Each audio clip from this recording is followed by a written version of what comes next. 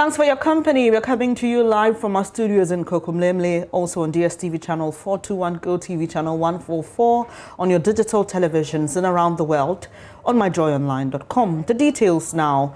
Former Special Prosecutor Martin Amidu has accused President Akufo-Addo of interference in an attempt to make him a poodle.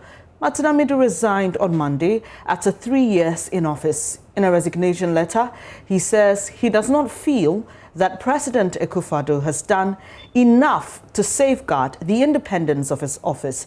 Well, here are some portions of Mr. Martin Amidu's letter.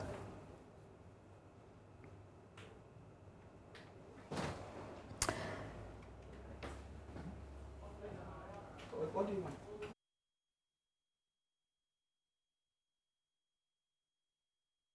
Well, he says one cannot seriously continue to prevent and fight corruption by depending on seconded staff of a 2-year duration, renewable for another year, who are looking forward to end or over their shoulders to returning to their main employers who consequently, I beg your pardon, may have more influence over them than the special prosecutor under whom they are supposed to work.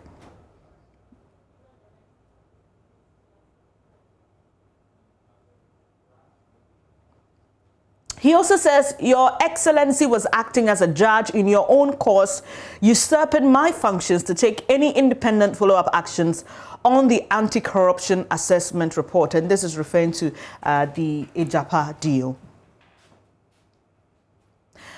And he continues to tell the president, we now fundamentally disagree on non-partisan professional approach to the prevention of corruption and fighting corruption to make it a high-risk enterprise for public officers.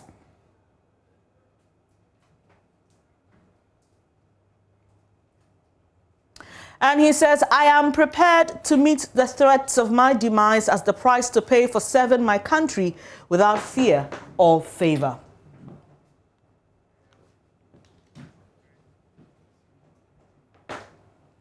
Now, Mr. Martin Amidu, in the third paragraph of that letter, says, the one condition upon which I accepted to be nominated as the special prosecutor was your firm promise, that's referring to the president, to me that you will respect and ensure same by your government for my independence and freedom of action as the special prosecutor. Your reaction to my letter on the analysis of corruption and anti-corruption assessment of the Ijapa deal convinces me beyond every reasonable doubt that you had labored under the mistaken belief that I could hold the office as your poodle. So let's take you back to February 23, 2018, when President Akufo-Addo swore Martin Amidu into office. He promised then in public to give him the independence he needed to work.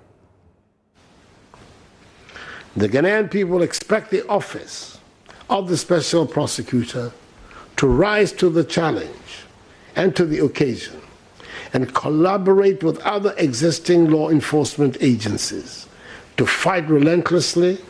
We expect the Special Prosecutor to discharge his duties vigorously, with courage, without fear or favor, ill will or malice, in accordance with the rule of law.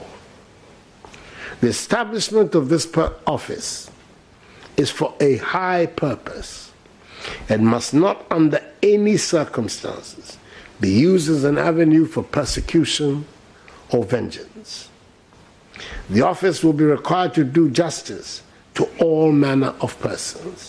The overwhelming popular acceptance by the good people of Ghana and the strong consensus approval by Parliament of Mr. Amidu's nomination justify the confidence I repose in him. Indeed, his eloquence and grasp of issues displayed to the public during his recent vetting is further testimony of the soundness of his appointment. I want to assure him that not only will the executive, including the Attorney General, respect scrupulously the independence of his office, but will also provide him with whatever assistance is required to enable him to discharge his high duties effectively in the interest of the Ghanaian people. The recent publication of Ghana's score in the 2017 Corruption Perception Index, organized by Transparency International, showing a further drop in our standing, a result largely based on, quote, the plethora of corruption allegations, exposés before the onset of this administration, indicates the enormity of the task ahead. Well, here's what Mr. Amidu said in response. I would not have accepted to come to this job if I did not trust Your Excellency's integrity and honor. I have also given Mr. President my word of honor that I will discharge the duties of the burdensome office you have entrusted to my care with similar integrity and honor, with your support and assistance. Mr. President, I wish to assure you that the propaganda about witch hunting will not daunt me from prosecuting all corruption crimes without reference to political considerations. As you had yourself admonished, once a suspected offender is established by investigation to have committed offenses prosecutable in the national interest, I will treat crime as crime and nothing else. I thank you, Mr. President, and the Honorable Attorney General sincerely for the trust you both have put in me and in my capabilities. Above all, I wish to thank and assure Ghanaians that I will do my best to vindicate the trust that the whole nation put in me at my nomination and nomination approval hearing. I wish the public to know that nobody has served me personally with any writ or statement of case or injunction challenging my nomination, approval, and appointment so as to restrain me from accepting this appointment. Before concluding, Mr. President, I wish to use your presence to acknowledge a senior citizen from Accra without whom I might not have been available for this job. Professor J.N.D. Dodu was my former hall tutor at Commonwealth Hall and was formerly of the Department of Modern Languages, Legon. He ensured that I was not cheated out by the exclusion of my name from the LLB class list at the Faculty of Law after my first university exams, when I had qualified for placement on the program by merit. His actions almost 43 years ago contributed in no small measure to my passion for the defense of truth, fairness, integrity, transparency, and merit in public life, and must be publicly acknowledged for once. The General Legal Counsel may have a lot to learn from him at this time of the problems at the Ghana School of Law. Thank you once more, Honorable Attorney General and Mr. President. Thanks to all Ghanaians who stand against corruption. So that's Mr. Martin Amidu after he was sworn in on the 23rd of February 2018. But before that, he had to be vetted. And in fact, many have spoken about the blunt nature in which he communicates and the fact that he doesn't mince words at all. Well, here's what Mr. Martin Amidu had to say about that character trait of his. Mr. Chairman, thieves, first and foremost, fear experienced, tested, and credible investigators whom they cannot influence. That's the way to reduce crime. When the investigator, you know, is very experienced, very credible, has the capabilities to find wrong, you would not do it. So as chairman of Public Agreements Board, I try to stop most of these things. But as I said, I had a lot of problems.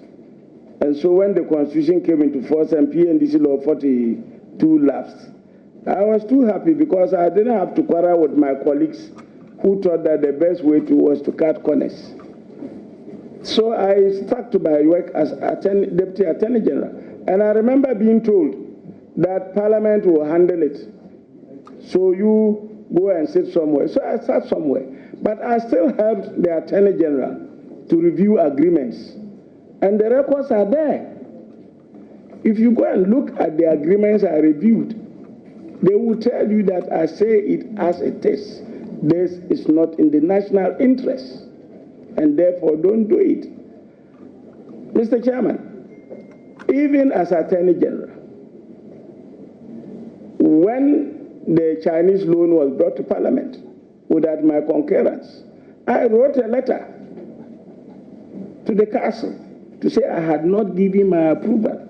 Honorable Joe Ajaho, I remember, as Deputy Speaker, said that unless they got my concurrence, he will not sit on it. So it had to be brought to me for review. I reviewed it. Before it came to Parliament, it was passed. That is my track record.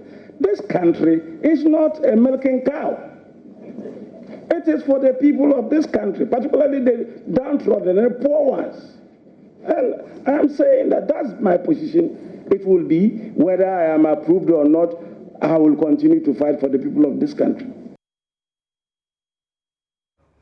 That's the man we are talking about, Martin Amidu. He doesn't mince words at all. And many have also expressed some form of excitement about the way he's come out to point at the president for interfering in his work.